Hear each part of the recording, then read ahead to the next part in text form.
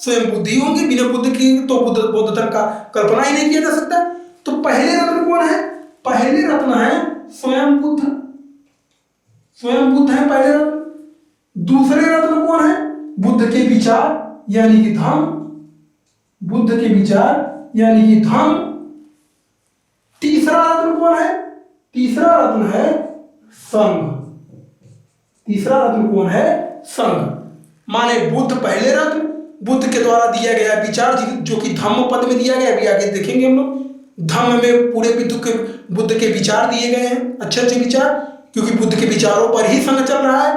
तो विचार भी एक रत्न हुआ। दूसरा रत्न बुद्ध के विचार है और तीसरा रत्न संघ है, क्योंकि संघ के द्वारा ही पूरा संचालन किया जा रहा है। तो ये बौद्ध धर्म के 3 रत्न हैं। जब कोई भी व्यक्ति बुद्ध का अनुयायी बनता था, तीनों रत्नों को बुद्धम शरणम गच्छामि, धम्मम शरणम गच्छामि, संघम शरणम गच्छामि कह के तब बौद्ध धर्म का अनुयायी बनता था। ठीक, तो यहां पे जाके साथियों बुद्ध का, महात्मा बुद्ध के द्वारा दिया गया सारा ज्ञान होता है समाप्त। अब हम लोग देखेंगे बौद्ध साहित्य के विषय में। क्या देखेंगे? बौद्ध साहित्य को देखेंगे। ठीक, अब यहां से चीजें, अब अभी आधा क्लास बाकी है भाई। अब अगर जिसको क्लास बंद करनी हो तो यहाँ पे एक स्टाफ ले सकता है, क्लास को बाद में भी देख सकता है, लेकिन साथियों क्लास पूरा देखिएगा, क्योंकि ऐसा क्लास यूट्यूब पे नहीं है। कई वर्षों की मेहनत के बाद यह क्लास बनाया गया है, तो इस क्लास की बेइज्जती मत कीजिएगा, इस क्लास को जरूर देखिएगा, क्योंकि ऐसा क्लास यूट्यूब पे मैं भी बहुत देखता हूँ। यूट्यूब पे अब तक ऐसा क्लास ही नहीं बनाया गया है कि एक ही क्लास से आईएएस का प्री, मेंस और इंटरव्यू तक की तैयारी सिर्फ एक ही क्लास से हो जाए। इस पूरे टॉपिक का कुछ आप पढ़ लीजिए मुझसे, उसके बाद कहीं चले जाइए, कोई किताब खोल लीजिए, यदि बौद्ध धर्म आता है, बुद्ध से संबंधित कुछ चीजें आती हैं, तो उस पैराग्राफ को चेंज कर दीजिए, उस पन्ने को पलट दीजिए, आगे निकल जाइए और दूसरा टॉपिक पढ़िए, क्योंकि कुछ भी नहीं बचेगा। इतना डिटेल में मैं पढ़ा रहा हूं। ठीक, इतने अच्छे ढंग से इस क्लास को बनाया गया है, और ये भी शब्द अनावश्यक भी चीजें इसमें नहीं आएंगी, जो महत्वपूर्ण है वही आएंगी। अब लोग नहीं पढ़ाते, 1-2 घंटे में समाप्त कर देते हैं, तो इसमें मेरी क्या गलती है? क्योंकि व्यू नहीं आता क्लास में। व्यू इसलिए नहीं आता क्योंकि छोटा क्लास देखने में लोग बड़ा पसंद करते हैं छोटे क्लासों को, लेकिन मैं तो बड़ी क्लास लूंगा, क्योंकि आप लोग देखें या ना देखें, मेरा उद्देश्य जब ये है, पहली बार ही मैंने बता दिया है कि एक ही क्लास से आईएएस का प्री, मेंस, इंटरव्यू और छोटे मोटे एग्जाम, तो चाहे कोई भी एग्जाम ले लीजिए, एक ही क्लास से आपको निकलेगा। फिर इस धर्म को आपको पढ़ने की जरूरत नहीं है। मैं तो कहूंगा साथियों, जो लोग यूपीएससी का एग्जाम देकर निकाल चुके हैं, अधिकारी बन चुके हैं, आईएएस पीसीएस बन चुके हैं, डीएम एसडीएम बन चुके हैं, वो लोग भी इस क्लास को देखें। बहुत सारी चीजें उन्हें नहीं मिलेंगी जब वो तैयारी कर रहे होंगे, बहुत सारी चीजें उनसे छूट गई थी जो आज यहां आपको मिल जाएंगी, क्योंकि सारे लोग नोट्स पे आ गए हैं, नोट्स पढ़ पढ़ के ही यूपीएससी का एग्जाम दे रहे हैं, और निकल भी जाता है कभी कभी। लेकिन यदि आपको कंफर्म निकालना है आईएएस यूपीएससी को, तो आपको डिटेल में क्लास इस मुख्य टॉपिक का तो लेना ही पड़ेगा। ठीक, अब हम लोग देखते हैं साथियों बौद्ध साहित्य को। थोड़ा तेज चलेंगे अब, क्योंकि यहां समझाने वाली बात विशेष नहीं है। बौद्ध साहित्य, बौद्ध साहित्य क्या है भाई? साथियों, जो मैंने बताया ज्ञान के बारे में, जीवन परिचय के बारे में, ये सब सारी चीजें मिलती कहाँ है, कहाँ से पता लगी ये सारी चीजें? तो बौद्ध साहित्य से मिली। बौद्ध ग्रंथ, बौद्ध साहित्य साथियों पीटकों में लिखे गए हैं, जिस प्रकार महाभारत पर्वों में है, रामायण कांडों में है, किताबें अध्याय अभ्यासों में होती है, उसी प्रकार बौद्ध साहित्य पीटकों में है। और 3 किताबें हैं, 3 किताबों में सारा ज्ञान बुद्ध का दिया गया है, सारे नियम कानून दिए गए हैं, 3 किताबों में संकलित किए गए हैं। तो त्रिपिटक कहा जाता है इन्हें, क्योंकि 3 किताबों में है ना, तो पिटक कहा जाता है इनके भागों को। और 3 भागों में है तो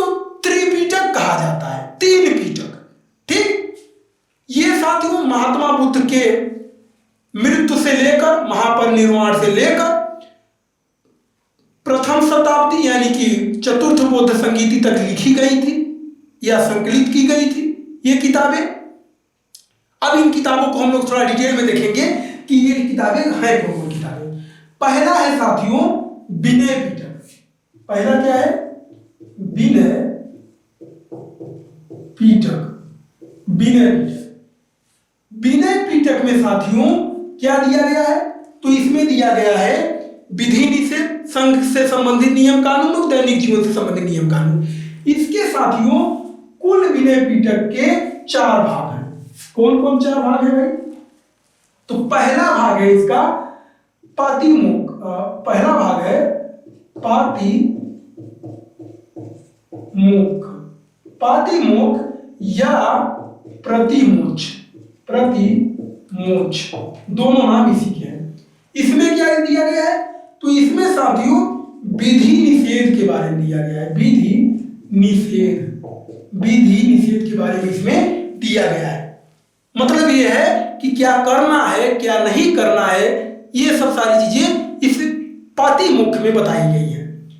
दूसरा भाग इसका भाग है साथियों सुत्त विभंग।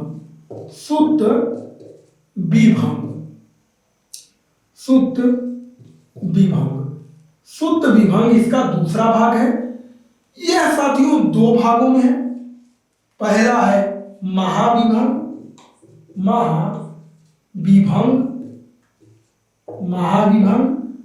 दूसरा है भिक्खुनी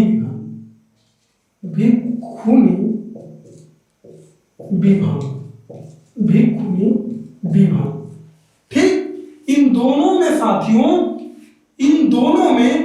बौद्ध भिक्षुओं भिक्षुणियों से संबंधित दैनिक जीवन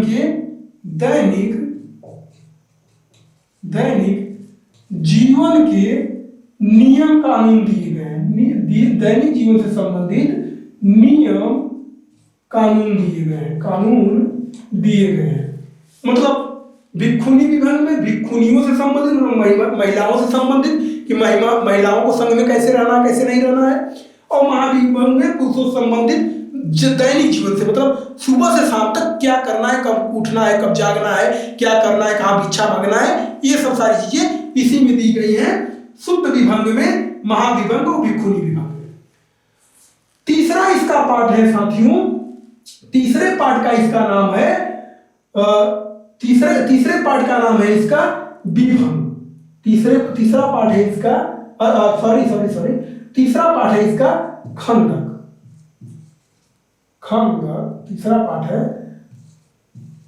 खंडक। तीसरे पाठ का नाम है खंडक। खंडक भी साथियों 2 भागों में। खंडक कितने भागों में? 2 भागों में। कौन कौन 2 भाग है इसके? तो महावज्ञ और महावज्ञ और चूल्लवज्ञ। इन दोनों में साथियों संघ के नियम कानून दिए गए हैं। नियम कानून दिए गए हैं कि संघ कैसे चलेगा, संघ का अध्यक्ष कौन होगा, संघ में ऊपर पद से नीचे कौन मेन काम करेगा, कुल मिलाकर संघ किस नियम कानून पे चलेगा वहां दिया गया है महावज्ञ और चूल्लवज्ञ में, खंडक वाले पाठ में। इसका चौथा पाठ का नाम है साथियों परिवार। इसमें साथियों विनय पिटक के दूसरे भाग यानी इसी का सुत्त विभंग के बारे में, सुत्त विभंग का सारांश प्रश्न उत्तर के रूप में दिया गया है। सुत्त विभंग का सारांश प्रश्न उत्तर के रूप में दिया गया है। प्रश्नोत्तर के रूप में दिया गया है। किसमें? परिवार में। किसका दिया गया? इसका, क्योंकि बड़ा पाठ है थोड़ा इसमें, क्योंकि पूरे भिक्षु भिक्षुणियों के नियम कानून दिए गए हैं दैनिक जीवन को, तो इसी को अच्छे से परिभाषित इसमें किया गया है और इसके पूरे सारांश को, इसके पूरे निचोड़ को प्रश्नोत्तर के रूप में यहां दिया गया है परिवार में। ठीक, ये विनय पिटक है। इस विनय पिटक को साथियों पाली भाषा में उपाली महोदय ने संकलित किया था, लिखा नहीं है, संकलित किया है, क्योंकि लिखा तो उससे जाता जब अपने से कुछ ज्ञान लिखा जाए, अपने से कुछ नई चीजें जब लिखी जाती है उसे लिखना कहा जाता है। ये तो सारी चीजें महात्मा बुद्ध ने ही बना के चले गए हैं, महात्मा बुद्धि, तो इसे संकलन कहा जाता है, संकलित करके लिखा गया है, संकलित किया गया है, उपालि ने संकलित किया है इसको। ठीक, यह पाली भाषा है, पाली भाषा में यह साथियों, यह उपालि के द्वारा लिखित है। यह सबसे पुराना और सबसे छोटा है विनय पिटक। यह कैसा है? सबसे पुराना और सबसे छोटा है, पाली भाषा में उपालि महोदय ने इसको लिखा हुआ है, और इसे अनुशासन की टोकरी भी कहा जाता है। तो इन 3 बातों को भी ध्यान दीजिएगा कि ये पाली भाषा में लिखा गया है, अनुशासन की टोकरी मानी जाती है, इसको कहा जाता है, और क्या बोलते हैं इसको, सबसे छोटा और सबसे पुराना है। ठीक, अब हम लोग देखते हैं दूसरा पिटक, जिसका नाम है सुत्त पिटक। सुत्त पिटक साथियों निकायों में बटा हुआ है। सुत्त पिटक में महात्मा बुद्ध के द्वारा, महात्मा बुद्ध के ज्ञान से लेकर इनके मृत्यु तक जहां भी अपने सिद्धांतों और प्रवचनों को महात्मा बुद्ध ने दिया, उसी का यह संग्रह महात्मा बुद्ध। ये तो विनय पिटक में क्या था? टोटल नियम कानून थे संघ के, भिक्षुओं भिक्षुणियों की। लेकिन जो सुत्त पिटक है उसमें क्या दिया गया? महात्मा बुद्ध के उपदेश, सिद्धांत और प्रवचन दिए गए हैं। ठीक, इसीलिए इसको सुत्त पिटक को, दूसरा है सुत्त पिटक, सुत्त पिटक। इसको साथियों इनसाइक्लोपीडिया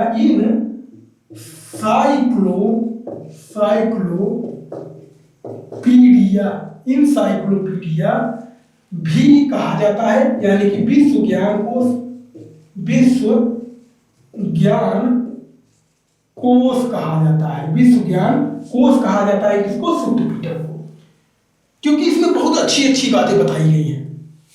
बुद्ध के द्वारा जो प्रवचन दिए गए थे, उपदेश दिए गए थे, उन्हीं का यह संग्रह है।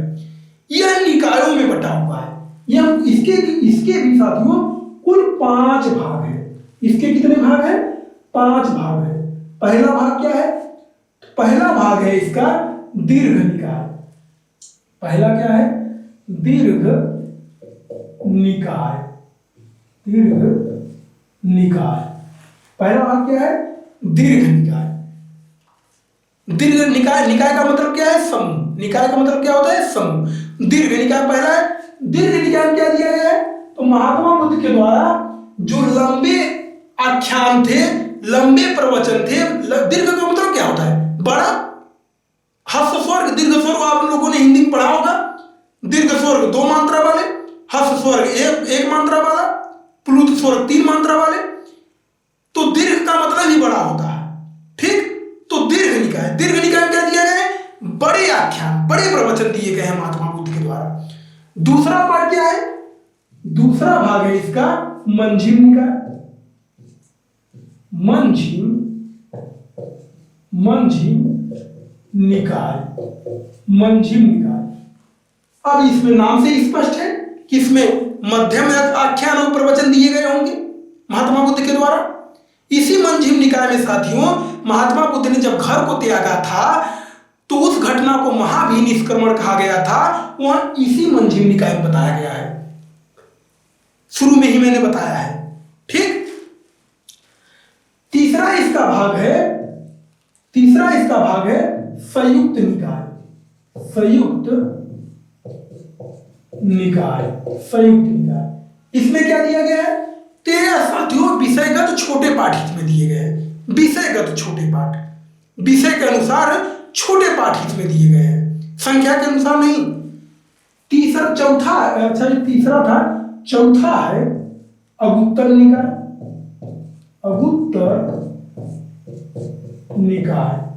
अगुत्तर निकाय इसी ग्रंथ में साथियों महात्मा बुद्ध के द्वारा, महात्मा बुद्ध की मृत्यु कुशीनारा में हुई थी, जिसे महापरिनिर्वाण कहा गया है। वो इसी ग्रंथ में बताया गया है कि कुशीनारा में हुई थी महात्मा बुद्ध की मृत्यु। 16 महाजनपदों का नाम भी इसी ग्रंथ में बताया गया है अगुत्तर निकाय में, कि इस समय महात्मा बुद्ध के समय 16 महाजनपद थे। लास्ट है साथियों 5वां है खुद्दक निकाय। पांचवा क्या है? खुद्दक निकाय। खुद्दक निकाय, ठीक। खुद्दक निकाय के अंतर्गत साथियों बहुत सारे ग्रंथ आते हैं। खुद्दक निकाय के अंतर्गत साथियों बहुत सारे ग्रंथ आते हैं, ठीक है। खुद्दक निकाय का मैं लाइन खींच रहा हूं, खुद्दक निकाय के अंतर्गत जो ग्रंथ आएंगे, ठीक। सबसे पहले जाने ये चारों ग्रंथ साथियों पद गद्य में है। ये चारों ग्रंथ कैसे हैं? गद्य में है, मतलब कहानी टाइप की चीजें है, कविता टाइप की चीजें नहीं, कविता पद्य में होती है। और इन चारों ग्रंथों में बुद्ध के उपदेश वार्तालाप के रूप में दिए गए हैं। क्यों वार्तालाप के रूप में? क्योंकि उस समय लिख तो रहे थे, सब मौखिक चीजें चल रही थी। महात्मा बुद्ध जो पूछ रहा था महात्मा बुद्ध सीधा सीधा बता रहे थे, कुछ लिखा नहीं जा रहा था। लिखा तो गया महात्मा बुद्ध के मृत्यु के बाद, पहली बुद्ध संगीति से। अभी हम पढ़ेंगे बुद्ध संगीति को, तो यहां से लिंक करेंगे वहां पे, ठीक। तो सारा उपदेश जो है इन चारों ग्रंथों में, बुद्ध निकाय तक इन चारों में बुद्ध के उपदेश वार्तालाप के रूप में दिए गए हैं। अब कुछ लोग पूछ रहे हैं, बुद्ध बता रहे हैं, वार्तालाप चल रहा है, उस प्रकार का इसमें दिया गया है। ये गद्य में है चारों, लेकिन ये खुद्दक निकाय जो है साथियों यह पद्य में है। यह कैसा है? यह पद्य में है, ठीक। यह पद्य में है और इसके अंतर्गत कई ग्रंथ आते हैं जिनमें खुद्दक पाठ हो गया, खुद्दक पाठ, खुद्दक पाठ, पतवत्तु, पतवत्तु, पतवत्तु। तीसरा है धम्मपद, धम्म पद। चौथा है थेर गाथा, थेर गाथा। पांचवा है उदान। छठवां है थेरी गाथा, थेरी गाथा। सातवां है सुत्त निपात, सुत्त निपात। आठवां है विमानवत्तु, विमान वत्तु। और नौवां को मैं यही लिख दे रहा हूं, नौवां है जातक, जातक। इसके अंतर्गत ये 8-9 ग्रंथ आते हैं। थेर गाथा में साथियों बौद्ध भिक्षुओं का गीत दिया गया है। थेरी गाथा में बौद्ध भिक्षुओं का गीत दिया गया है। जातक में महात्मा बुद्ध के पूर्व जन्म की कहानियां दी गई हैं और धम्म पद में बुद्ध के अच्छे अच्छे विचारों को दिया गया है, ठीक। ये खुद्दक निकाय में, निकाय के अंतर्गत ग्रंथ आते हैं। इन ग्रंथों का बड़ा ही महत्व है साथियों, इन ग्रंथों का बड़ा ही महत्व है। अरे यार बड़ा गड़बड़ हो गया, पाउडर लगाया था इसको गड़बड़ा दिया मैंने, चलिए कोई बात नहीं, ठीक। इन ग्रंथों का बड़ा महत्व है। यहां पे जाके साथियों ये शुद्ध पीटक होता है समाप्त। अब हम लोग देखेंगे अभिधम्म पीटक को, ठीक। अभिधम्म पीटक को देखेंगे, उसके बाद हम लोग बौद्ध संगीतियों में पहुंचेंगे। तो बिल्कुल ध्यान लगा के पढ़ते चलिए। यदि यार आपको कुछ बड़ा काम करना है तो भाई पढ़ना होगा, समय देना होगा। बिना समय दिए आप कुछ नहीं कर पाएंगे। आधे घंटे की क्लास देखनी है आईएएस की तो बहुत सारी यूट्यूब पे पड़ी हुई है, आधे घंटे में जाइए, दावा करेंगे आधे एक घंटे में कि आईएएस का क्लास है, और जाएंगे तो ग्रुप डी में नहीं भेटाएगा क्वेश्चन। ग्रुप डी के रेलवे ग्रुप डी में जाएंगे उसमें क्वेश्चन नहीं भेटाएगा, यकीन मानिए, ठीक। तीसरा ग्रंथ है साथियों अभिधम्म पीटक। अभिधम्म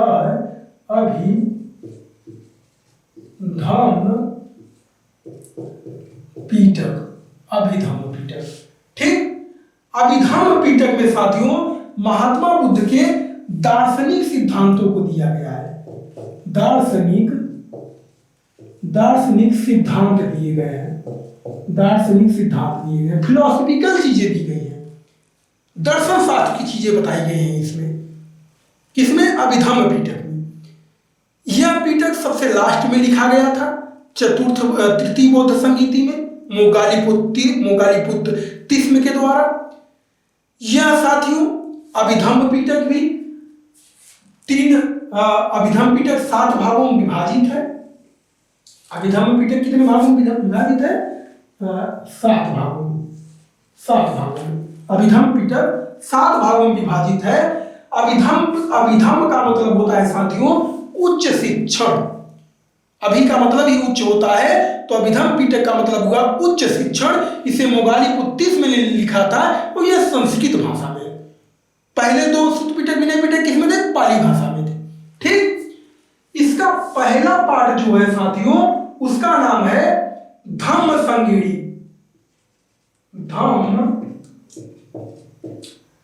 संगीढ़ी, धम्म संगीढ़ी पहला भाग है इसका। दूसरा भाग का क्या नाम है? धातु कथा। धातु कथा। तीसरा क्या है? युगल युगल युगल पच्चति। युगल पच्चति, युगल पच्चति। तो चौथा क्या है? विभंग, विभंग। ठीक, पांचवा क्या है? कथा वस्तु, कथा वस्तु, कथा वस्तु। छठा क्या है? छठा क्या है? छठा है यमक, यमक। और 7वां है पटान, पटान। ये 7 भाग हैं अभिधम्म पिटक के। इनमें से कथा वस्तु साथियों सबसे महत्वपूर्ण ग्रंथ है। ठीक, अभिधम्म पिटक से इतनी चीजें आप लोग बस ध्यान रखिएगा। ठीक, अब हम लोग साथियों कुछ अन्य ग्रंथों को देख लेते हैं जो बुद्ध से संबंधित है। ये तो महात्मा बुद्ध से ये तो बुद्ध संगीतियों में लिखे गए। कुछ अन्य ग्रंथ भी हैं जो कुछ विद्वानों द्वारा लिखे गए हैं, जिनमें पहले विद्वान है साथियों अश्वघोष। अश्वघोष, अश्वघोष ने साथियों 3 ग्रंथ लिखे हैं, जिनमें पहला है बुद्ध चरितम। बुद्ध चरितम, इसमें साथियों महात्मा बुद्ध के जन्म से लेकर अशोक महान के समय तक की इसमें घटना दी गई है बुद्ध चरितम में। दूसरा इनका ग्रंथ है साथियों सौंदर्यानंद। सौंदर्यानंद, इसमें बुद्ध के शिष्य आनंद के विषय में बताया गया है। इनके चाचा के पुत्र जो थे छोटे चाचा के आनंद, इनके विषय में बताया गया है। और यह एक महाकाव्य है। यह एक क्या है? महाकाव्य है। ठीक, यह क्या है? एक महाकाव्य है। तीसरा इनका ग्रंथ है, तीसरा ग्रंथ क्या है? वो नाटक है सारीपुत्र प्रकरण। सारीपुत्र प्रकरण, प्रकरण यह एक नाटक है, नाटक है। ये 3 रचनाएं अश्वघोष महोदय ने लिखी है, जो कहीं न कहीं बुद्ध से या बुद्ध धर्म से संबंधित है या बुद्ध के शिष्यों से संबंधित है। नागसेन की एक बौद्ध भिक्षु है नागसेन। नागसेन, इनकी रचना है साथियों मिलिंद, मिलिंद पन्नु, मिलिंद पन्नु।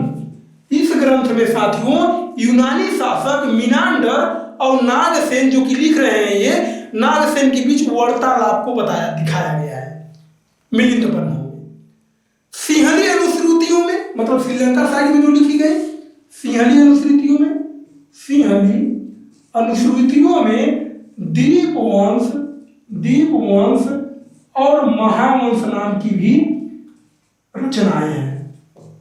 इसमें इन दोनों में अशोक महान से संबंधित काफी कुछ घटनाएं बताई गई हैं।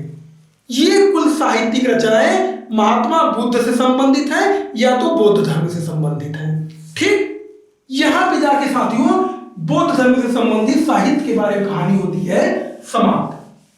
अब हम लोग देखेंगे साथियों बौद्ध धर्म की में जो संगीतियां हुई है उनको देखेंगे हम लोग। ठीक, बौद्ध संगीतियों के बारे में।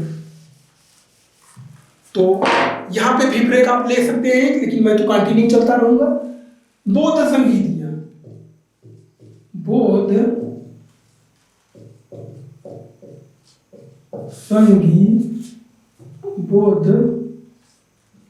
संगीतियां, बौद्ध संगीतियां। मार्कर में फिर एक बार दूसरा ले लूं, मार्कर जवाब देता जा रहा है। बौद्ध संगीतियां, पहली बौद्ध संगीति साथियों कब हो रही है? तो पहली बौद्ध संगीति करवा रहे हैं जैसे महात्मा बुद्ध की मृत्यु होती है 483 ईसा पूर्व में, 483 ईसा पूर्व में ठीक उसी समय पहली बौद्ध संगीति हो रही है। और यह करवा रहा है कौन? हर्यक वंश का शासक, हर्यक वंश का शासक अजातशत्रु,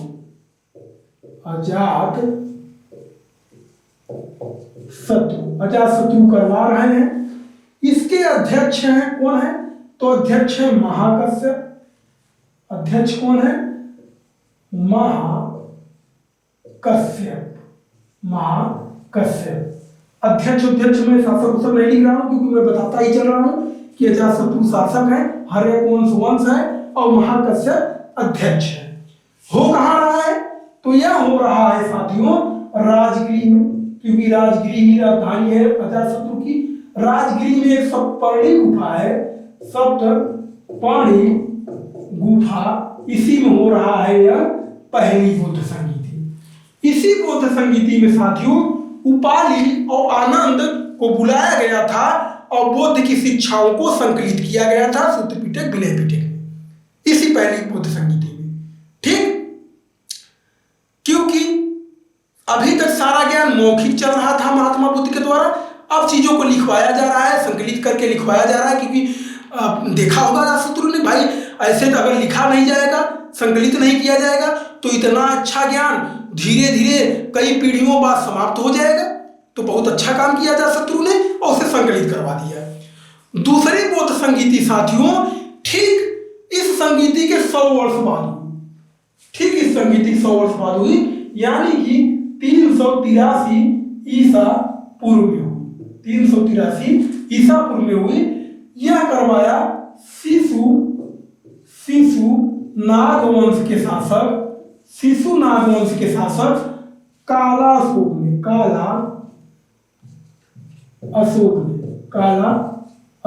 करवाया। शिशु नागवंश के शासक काला अशोक ने दूसरी बौद्ध संगीति करवाई। इसके अध्यक्ष थे कौन? तो इसके अध्यक्ष थे साथियों सर्वकामी,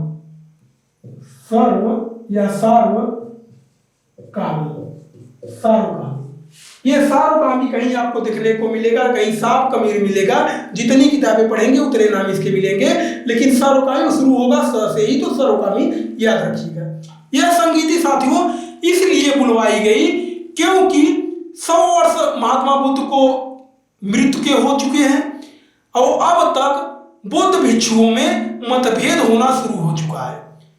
पूर्व साइड के बौद्ध भिक्षु कुछ परिवर्तन चाह रहे हैं, पश्चिम साइड के बौद्ध भिक्षु परंपरावादी जिन्हें कहा जाता है, वो लोग परिवर्तन के पक्ष में नहीं है। उनका मानना है जो ज्ञान महात्मा बुद्ध ने दिया है, जो नियम कानून उन्होंने बताया है, उसी पे सारा संघ चलेगा। अब इनका मतभेद हो गया। इसी मतभेद को दूर करने के लिए यह बौद्ध संगीति बुलाई गई और यह बौद्ध संगीति सर्वकामी की अध्यक्षता में संपन्न कराई गई। कहां करवाई गई? तो वैशाली में करवाई गई। वैशाली, वज्जी की राजधानी वैशाली में यह बौद्ध संगीति करवाई गई। ठीक, इस बौद्ध संगीति में काला अशोक ने एक उप समिति बनवाया, एक समिति बनवाई और समिति से सुझाव मांगा कि भाई पूर्व और पश्चिम के विद्वान किस प्रकार एक किया जाए, बौद्ध संघ टूटने न पाए। तो पूर्व साइड से सार्वकामी, शूद्रशोभित, वार्षव ग्रामिक और साल नाम के विद्वान इस समिति में थे। पश्चिम साइड से सुमन, शंभुदयस और रेवत नाम के विद्वान इस समिति में सम्मिलित हुए। इस समिति का अध्यक्ष सार्वकामी ही था। इस समिति ने साथियों 6-7 चीजों को धर्म विरुद्ध घोषित कर दिया, जिसमें नमक का संग्रह करना था कि अब आपको नमक का संग्रह नहीं करना है, गद्देदार बिस्तर पे नहीं सोना है, खाने के बाद छाछ नहीं पीना है, ताड़ी नहीं पीना है, सोने चांदी का दान नहीं लेना है और कोई भी कार्य करने के बाद संघ की आज्ञा नहीं लेनी है। इन सब सारी चीजों को धर्म विरुद्ध घोषित कर दिया। इसका मतलब ये है कि कुछ बौद्ध भिक्षु नमक वमक संग्रहित करने लग गए होंगे, क्योंकि जब तक बुद्ध थे तो उनका यह कहना था कि उतना ही भिक्षा मांगो कि जितना खा लो, और खा के उसके बाद चाहे नमक उसमें हो या ना हो, नमक आपको अपने घर में नहीं रखना है, बौद्ध संघ में नहीं रखना है। लेकिन अब लगता है कि बौद्ध भिक्षु नमक रखने लग गए होंगे, तभी तो नमक को वर्जित किया जा रहा है कि नमक संग्रहित नहीं करना है, गद्देदार भित्तर पे नहीं सोना है, सोने चांदी का दान नहीं लेना है, सोना चांदी का दान भी लेने लग गए होंगे। अब इस प्रस्ताव को, इस सुझाव को पश्चिम वालों ने तो मान लिया, क्योंकि वो लोग परंपरावादी थे, बुद्ध के सिद्धांतों पर चलने वाले थे, उन लोगों ने तो मान लिया। लेकिन पूर्व के विद्वानों ने इस सुझाव को नहीं माना, जिन्हें वज्जी पुत्र कहा जाता था। पूर्व के विद्वानों को क्या कहा जाता? पूर्व वालों को वज्जी पुत्र कहा जाता था। ठीक, ये परिवर्तनवादी थे, मतलब परिवर्तन चाहते थे। पश्चिम वाले क्या है? पश्चिम वाले साथियों परंपरावादी हैं, परंपरावादी हैं। ये परिवर्तन नहीं चाहते, ये जैसा चल रहा है बुद्ध के समय से वैसा ही चाह रहे हैं चले। ठीक, फाइनली ये लोग नहीं मानते, ये लोग मान लेते हैं। यहां से बौद्ध संघ विभाजित हो जाता है। पूरब के साइड वाले जिस संप्रदाय को जन्म देते हैं, जिस संप्रदाय को मानते हैं, जो नई संप्रदाय बनती है, उसका नाम है साथियों, उस संप्रदाय को स्थविर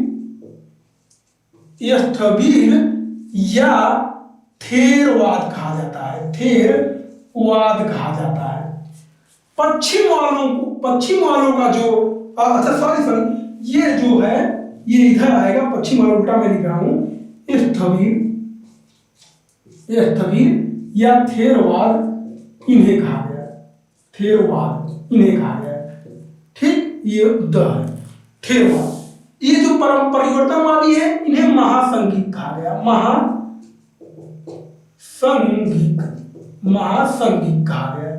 महासंघिक कहा गया।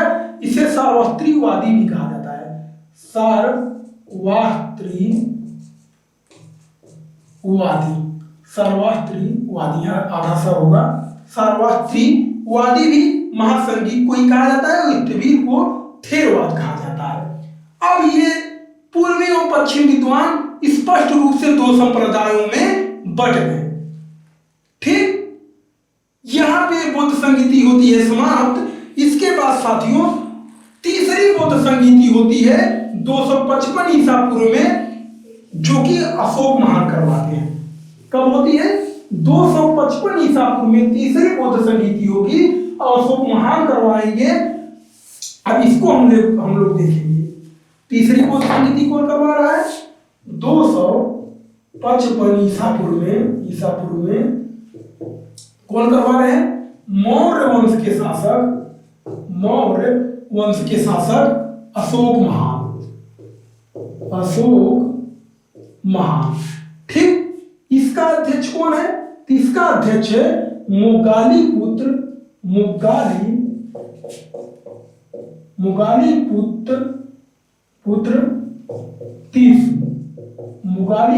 तीसु। यह कहां हो रहा है? तो यह पाटलिपुत्र में हो रहा है, पाटलिपुत्र। इस समय पाटलिपुत्र राजधानी हो चुकी है मगध। ठीक, तो पाटलिपुत्र में हो रहा है। यह साथियों इसमें थेरवादियों का बोलबाला रहा, यानी कि जो स्थविर संप्रदाय है, यह स्थविर संप्रदाय जो है, जो थेरवाद है, इसका बोलबाला इस बौद्ध संगीति में रहा। क्यों ऐसा हुआ?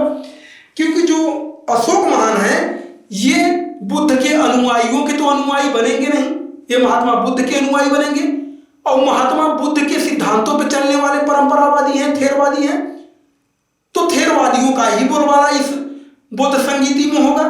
बिल्कुल स्वाभाविक सी बात है, कुछ इसमें बहुत ज्यादा समझने की बात है नहीं, क्योंकि अशोक महान बुद्ध के अनुयायी होंगे, बुद्ध के अनुयायी को अनुयायी नहीं होंगे, तो तो इसमें थेरवादियों का बोलबाला रहेगा। ठीक, इसी संगीति में साथियों मोगाली पुत्तिस महोदय ने अभिधम्म पिटक और कथा वस्तु की रचना की थी। अभिधम्म पिटक का ये भाग कथा वस्तु है। इसके बाद होती है चतुर्थ बोध संगीति साथियों, जो कि प्रथम शताब्दी ईस्वी में होती है। प्रथम शताब्दी, अब ईस्वी आ गया। अभी तक कहां क्या चल रहा था? ईसा पूर्व चल रहा था। यह करवाता है कुषाण वंश का शासक, कुषाण वंश का शासक। यार मार्कर बड़ा धोखा दे रहा है, फटाफट मार्कर नहीं चल रहा है। कुषाण वंश का शासक कनिष्क करवाता है, कनिष्क। ठीक, कनिष्क करवाता है। इसके अध्यक्ष जो हैं वह वसुमित्र है, वसुमित्र इसके अध्यक्ष है। इसके उपाध्यक्ष भी है अश्वघोष, अश्वघोष इसके उपाध्यक्ष है। पहली ऐसी संगीति है जिसके उपाध्यक्ष भी हो रहे हैं अश्वघोष। यह कहां हुई थी? तो वह कश्मीर में हुई थी साथियों, कश्मीर में हुई थी यह संगीति। कुंडलवन नाम का एक स्थान है कश्मीर में, वही हुआ था। कुंडलवन कश्मीर में यह संगीति हुई थी। ठीक, इस संगीति में साथियों तीनों पीटकों पर भाष्य लिखे गए, कमेंट लिखे गए, जिन्हें विभाषा शास्त्र कहा जाता है। ठीक, जिन्हें क्या कहा जाता है? विभाषा शास्त्र कहा जाता है। ये तृतीय चतुर्थ बौद्ध संगीति में लिखे गए। यहां पे जाके साथियों जो स्थविर संप्रदाय था वह हीनयान में तब्दील हो गया, और जो महासंगिक संप्रदाय था वो महायान में तब्दील हो गया। स्थविर संप्रदाय को आगे बढ़ा रहे थे महाकच्चायन, स्थविर संप्रदाय को आगे बढ़ा रहे थे महाकच्चायन, और महासंगिक संप्रदाय को आगे बढ़ा रहे थे महाकश्यप। अब ये दोनों संप्रदाय हीनयान और महायान में तब्दील हो गए हैं। हीनयान का मतलब होता है छोटा रास्ता, महायान का मतलब होता है बड़ा रास्ता। यानी कि मोक्ष प्राप्ति के लिए आप चाहे तो बड़े यान से जा सकते हैं, बड़े रास्ते से जा सकते हैं, चाहे छोटे यान से जा सकते हैं। हीनयान, यान मतलब यान ही होता है, यान का मतलब छोटा यान या बड़ा यान। किसी भी रास्ते से आप मोक्ष की प्राप्ति के लिए, निर्वाण की प्राप्ति के लिए जा सकते हैं। ठीक, हीनयान और महायान में साथियों जो कुछ बेसिक अंतर थे उनमें यह अंतर था, हीनयानी लोग, अब मैं सारी चीजों को लिखता नहीं चलूंगा, नहीं बहुत ज्यादा ही लंबा क्लास हो जाएगा, मैं बोलता चल रहा हूं। आप लोग या तो लिख लीजिएगा या तो मैं पीडीएफ में दे दूंगा, उसको रिवीजन कर लीजिएगा।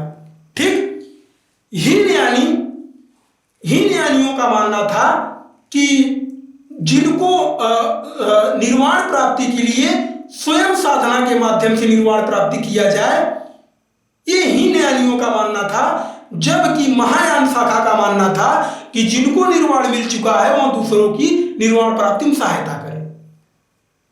हीनयान निम्न मार्ग को मानता था, निम्न मार्गी था। महायान उत्कृष्ट मार्ग था। हीनयानी मूर्ति पूजा के विरोधी थे, महायानी मूर्ति पूजा के समर्थक थे। हीनयानी महात्मा बुद्ध को महापुरुष मानते थे, महायानी महात्मा बुद्ध को देवता मान के उनकी पूजा करने लगे। हीनयान संन्यास जीवन का समर्थन करता था, महायानी गृहस्थ जीवन को बताते थे। हीनयानी अरहत को मानते थे, अरहत का मतलब स्वयं साधना को मानते थे। महायानी बोधिसत्व को सपोर्ट करते थे। हीनयान बुद्ध के द्वारा दिया गया मूल धर्म था, जबकि महायान बुद्ध के महायान बौद्ध धर्म का एक संशोधित रूप था। हीनयान की भाषा पाली थी, महायान की भाषा संस्कृत थी। ये हीनयान और महायान में कुछ अंतर थे। आगे चलकर साथियों हीनयान भी दो भागों में बढ़ जाता है। अब मैं यहां इसको मिटा दूं एक बार फिर। हीनयान भी दो भागों में बढ़ जाता है। कौन कौन दो भाग? श्रोत्रांतिक और वैभाषिक। श्रोत्रांतिक और वैभाषिक दो शाखाओं में हीनयान बढ़ जाता है। श्रोत्रांतिकों का कहना है हीन या, ये दो भागों में बढ़ जाता है। कौन कौन? तो श्रोत्रांतिक,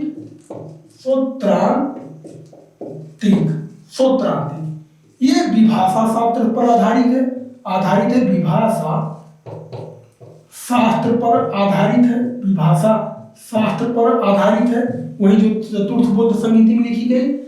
इनका मानना है कि सारा संसार परमाणुओं से बना है, परमाणुओं से बना है। सारा संसार किससे बना है? परमाणुओं से बना है। ये किसका मानना है? श्रोत्रांतिक शाखा का। इसके समर्थक कौन है इस संप्रदाय के? तो इसके समर्थक वसुमित्र और घोषक हैं, वसुमित्र घोषक हैं। इसकी जो दूसरी शाखा है साथियों, उसका नाम है, ये श्रोत्रांतिक शाखा है, दूसरी शाखा है जो वैभाषिक,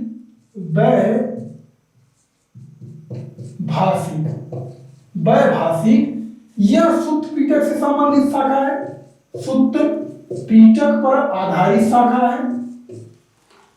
इनका कहना है कि वस्तुओं का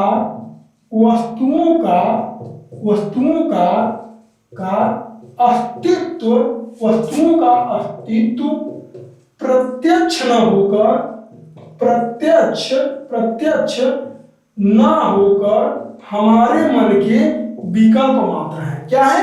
वस्तुओं का अस्तित्व प्रत्यक्ष न होकर हमारे मन के विकल्प मात्र है। बड़ी ऊंची बात इन्होंने कही। इनका कहने का मतलब यह है कि संसार में जितनी वस्तुएं हैं उनको हम लोगों ने माना हुआ है, इसलिए है।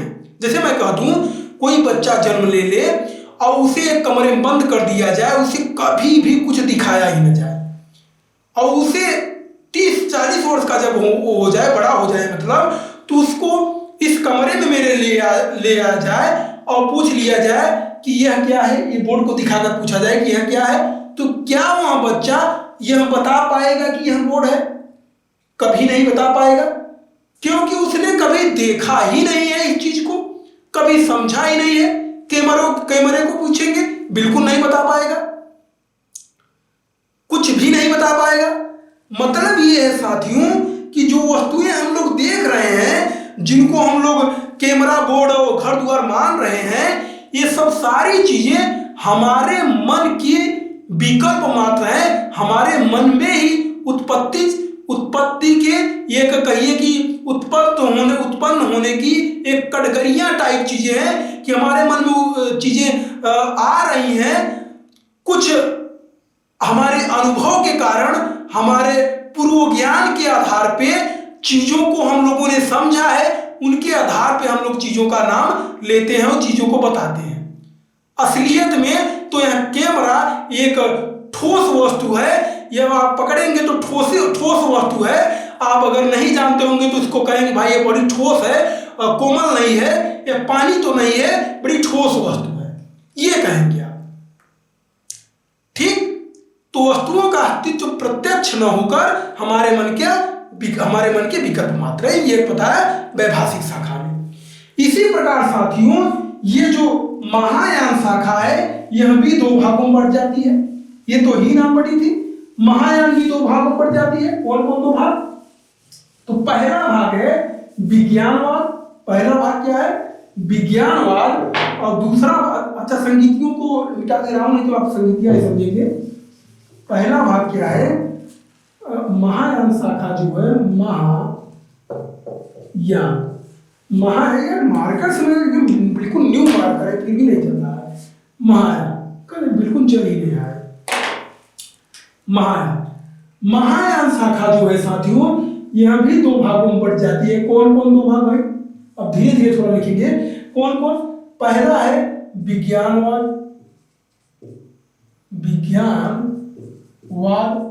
विज्ञानवाद, दूसरा है शून्यवाद। शून्यवाद। विज्ञानवाद को ही साथियों योगाचार भी कहा जाता है, योगाचार भी कहा जाता है। इस शाखा को आगे बढ़ाने का काम साथियों मैत्रेयनाथ और वसुबंधु जी ने किया था। वसुबंधु की एक किताब है वज्रछेदिका, उसी किताब में विज्ञान के विकास के बारे में वसुबंधु जी ने बताया हुआ है। उसी प्रकार जो ये शून्यवाद की शाखा है, यह शाखा साथियों इसे माध्यमिक भी कहा जाता है, माध्यमिक भी कहा जाता है। इसके प्रवर्तक नागार्जुन महोदय हैं, जिन्होंने माध्यमिक कारिका नाम की एक किताब लिखी जिसे सापेक्षवाद भी कहा जाता है। ये शून्यवादी साथियों दो प्रकार के शब्द को मानते हैं, पहला समवृत्ति शब्द, दूसरा परमार्थिक शब्द। समवृत्ति शब्द के अंतर्गत ये बताते हैं कि सांसारिक जीवन ही सत्य है, मतलब जो दिखाई दे रहा है संसार यही सत्य है।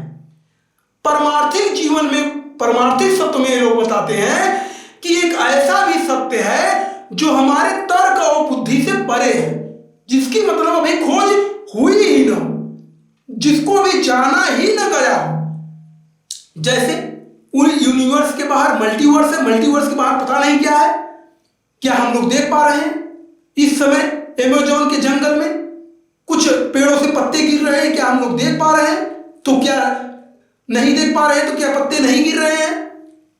तो कुछ ऐसा भी सत्य है जो हमारे वो आपके बुद्धि से, मनुष्य के बुद्धि से परे है। परमार्थिक सत्य उसको बताया इन लोगों ने। ठीक, ये महायान शाखा थी। अब हम लोग पहुंचते हैं साथियों हमारे लास्ट चरण में, क्लास के लास्ट चरण में, जो कि अब थोड़ा जल्दी जल्दी करेंगे ताकि क्लास को समाप्त कर दिया जाए बहुत जल्दी। आधे घंटे क्लास और है, आधे घंटे और देख लीजिए, उसके बाद चले जाइएगा। ठीक, अब हम लोग देखेंगे साथियों बौद्ध धर्म का आखिर उत्थान कैसे हुआ और बौद्ध धर्म का विस्तार कहां तक हुआ, पतन कैसे हुआ, बौद्ध धर्म की देन क्या है। तो सबसे पहले हम लोग देखते हैं बौद्ध धर्म का उत्थान। बौद्ध धर्म का उत्थान, बौद्ध धर्म का उत्थान। बौद्ध धर्म के उत्थान के कौन कौन कारण है भाई? तो सबसे पहला कारण तो भाई बुद्ध ही होंगे। बुद्ध का व्यक्तित्व कौन है? बुद्ध का व्यक्तित्व, बुद्ध का व्यक्तित्व। दूसरा है इस धर्म की सरलता, दूसरा है इस धर्म की सरलता। तीसरा है संघ के द्वारा व्यापक प्रचार, संघ के द्वारा व्यापक प्रचार। चौथा है साहूकारों का समर्थन, साहूकारों का समर्थन, यहां साहूकारों लिखते रहो, बाकी पीडीएफ में सब मिलेगा। ठीक, साहूकारों का समर्थन। पांचवा है राजकीय संरक्षण, मतलब राजा महाराजा जो थे उनका संरक्षण, बड़े बड़े राजाओं को अपने लोगों ने देखा कि राजकीय संरक्षण था। तीसरा, छठवां था जनसाधारण की भाषा पाली का होना। ये बुद्ध धर्म के कुछ उत्थान के कारण थे। ठीक, वही बुद्ध धर्म की जो देन है साथियों, देन में हम लोग महात्मा बुद्ध के चाहे विज्ञानवाद हो, शून्यवाद हो, तर्कवाद हो, स्थापत्य कला हो, पंचशील सिद्धांत हो, ये सब सारी चीजें महात्मा बुद्ध की देन है, बौद्ध धर्म की देन है। बौद्ध धर्म का विस्तार साथियों पूर्व में चंपा से लेकर पश्चिम में अवंती तक, उत्तर में हिमालय पर्वत से लेकर दक्षिण में मगध तक बौद्ध धर्म भारत में फैला हुआ था। विदेशों में यदि देखा जाए तो अशोक महान के द्वारा श्रीलंका, चीन, तिब्बत, इंडोनेशिया, फिलीपींस, दक्षिण कोरिया, उत्तर कोरिया, जापान, इन सब सारे देशों में अशोक सम्राट के द्वारा बौद्ध धर्म को फैलाया गया अपने पुत्र पुत्रियों के माध्यम से। बौद्ध अशोक महान ने 84,000 स्तूपों को भी बनवाया। बौद्ध धर्म के पतन में यदि देखा जाए कि इतना बड़ा धर्म आखिर किस प्रकार पतन हो गया, क्यों समाप्त हो गया, क्यों बहुत कम अनुयायी इसके बचे? तो पहला कारण था साथियों, शैव संप्रदाय का एक शासक था मिहिरकुल, इसने सैकड़ों बुद्धों को मरवा दिया। दूसरा कारण था शैव संप्रदाय के ही शिव भक्त था शशांक, इसने बोधि वृक्ष को कटवा दिया जहां ज्ञान की प्राप्ति हुई थी महात्मा बुद्ध को। अश्वत्थ जिसको कहा गया था पीपल का वृक्ष, वो कटवा दिया इसने। तीसरा कारण था ब्राह्मण धर्म की बुराइयां अब इस धर्म में भी आ गई, धीरे धीरे चढ़ावा आने लगा, अपार संपत्ति हो गई संघ के पास। चौथा कारण था वज्रयान नाम का एक नया शाखा आ गई इस धर्म में, जो तंत्र मंत्र के द्वारा अब निर्वाण की प्राप्ति करवाने लगी। ठीक, और एक और कारण था स्त्रियों का प्रवेश।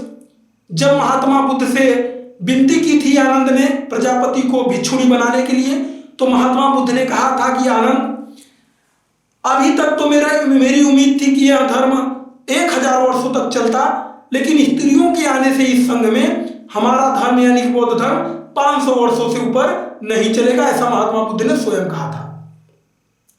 ठीक, ये कुछ बौद्ध धर्म के, अच्छा तुर्कों का आक्रमण भी बौद्ध धर्म के पतन का कारण था। पाली भाषा से संस्कृत भाषा पे बौद्ध धर्म ट्रांसफर भी हो गया था, महायानी संस्कृत भाषा को मानने लगे थे। यह भी एक बौद्ध धर्म के पतन का कारण हुआ, क्योंकि संस्कृत भाषा कुछ उच्च लोगों को समझ में आती थी, आम लोगों को समझ में नहीं आती थी। ठीक, कुछ अन्य जानकारियों में साथियों, अन्य जानकारियों में जैसे महात्मा बुद्ध के शूद्र अनुयायियों में कल्पिक और तपस्या नाम के व्यक्ति थे शूद्र अनुयायी। महात्मा बुद्ध ने स्त्रियों और शूद्रों को भी संघ में प्रवेश की अनुमति दी थी। बौद्ध धर्म की पवित्र दिशा दक्षिण दिशा को मानी जाती है। बौद्ध संघ में कुछ लोग वर्जित भी थे जिन्हें प्रवेश नहीं मिलता था, चोर, हत्यारे और राजा के ऋणी मतलब कर्जदार, राजा के सेवक, अल्पवयस्क जो कम उम्र के बच्चे हैं, उनको बौद्ध संघ में प्रवेश नहीं मिलता था। बौद्ध धर्म के ही समकालीन एक धर्म था आजीवक संप्रदाय, यह बौद्ध धर्म के समकालीन धर्म था। ठीक, इसी प्रकार साथियों 5 बुद्ध हुए। 5 बुद्धों में पहले बुद्ध माने जाते हैं कुकुच्छानन, दूसरे बुद्ध कनक भंजक माने जाते हैं, तीसरे बुद्ध कश्यप माने जाते हैं, चौथे बुद्ध स्वयं महात्मा बुद्ध माने जाते हैं, पांचवें बुद्ध यानी कि जो भावी बुद्ध अभी जिनका जन्म नहीं हुआ है उन्हें मैत्रेय कहा गया है, और लास्ट बुद्ध सामंत भद्र होंगे। ठीक, निष्कर्ष रूप में आप यह कह सकते हैं बौद्ध धर्म के बारे में। अच्छा, एक चीज और छूटा रह गया था, जहां बुद्ध की मृत्यु हुई थी वहां साल वृक्ष का पेड़ था, साल वृक्ष के नीचे ही बुद्ध की मृत्यु हुई थी। अब निष्कर्ष रूप में आप कह सकते हैं, यदि हम लोग निष्कर्ष में देखें तो यहां मैं निष्कर्ष लिख दे रहा हूं। निष्कर्ष, अरे यार एकदम मारकर बिल्कुल चल ही नहीं रहा है, देख रहे हैं निष्कर्ष। चलिए मुंह से ही बता दे रहा हूं, बाकी पीडीएफ में मैं दे दूंगा। निष्कर्ष में आप कह सकते हैं कि बौद्ध धर्म के आने के बाद महात्मा बुद्ध ने यज्ञ कर्मकांडों का विरोध किया, पशुपालन का विरोध, पशु बलि का विरोध किया, वैदिक अनुष्ठानों का विरोध किया। महात्मा बुद्ध मनुष्य में अंतर जन्म के आधार पे न होकर कर्म के आधार पे मानते थे। महात्मा बुद्ध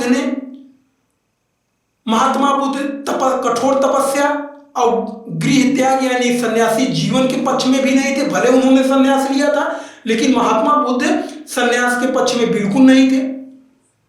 इसीलिए उन्होंने उपासकों को भी शिक्षित किया था, आमजन को, और 5-10 सीलों से उन्हें छूट दी थी।